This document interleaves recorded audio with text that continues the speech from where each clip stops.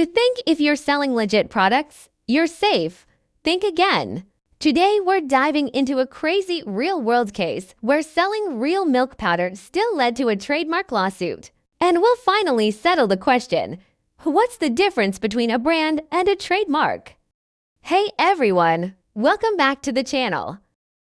If you care about intellectual property, or just like wild real-life stories, you're in the right place. I'm Sophia. And today, we are talking about a case that perfectly shows why a brand is not the same thing as a trademark. Our main character is a milk powder product called Nurio, or in Chinese, Nurio. Let's get into it. The backstory: everything looks fine at first.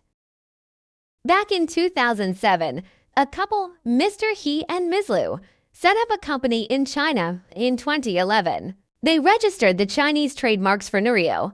That's Nurio in Chinese. A few years later, in 2014, they started a company in Australia and another one in New Zealand. The goal is to develop and export a milk powder product branded as Nurio. Manufacturing was outsourced to factories in Australia and New Zealand, and the products were sold back into China through their original Chinese company. Everything was in-house, under their control, no issues yet. The twist comes, things get complicated. Fast forward to 2018. An Australian-listed company buys 51% of the Australian company, but the original founders are still managing it.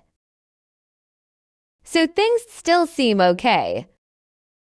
But then in 2022, Jack gets bought out by a distributor. And suddenly Mr. He and Ms. Liu are completely out of the picture.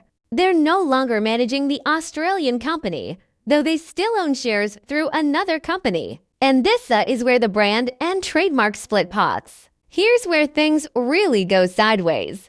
A third company, let's call them Company B, buys Nurio overseas products and sells them in China. Same product, same formula, same packaging. Sounds fair, right?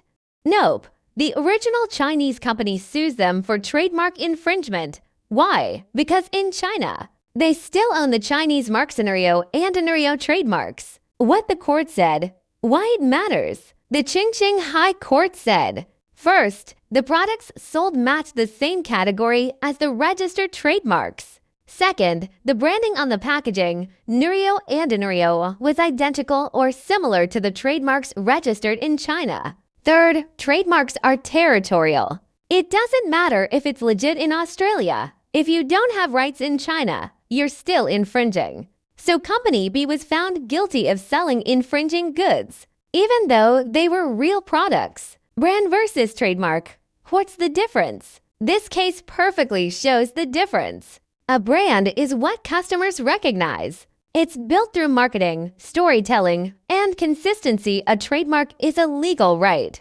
It gives you exclusive control over how a name or logo is used in a specific country and industry. Just because you created the brand doesn't mean you own the trademark in every country. You need to register it.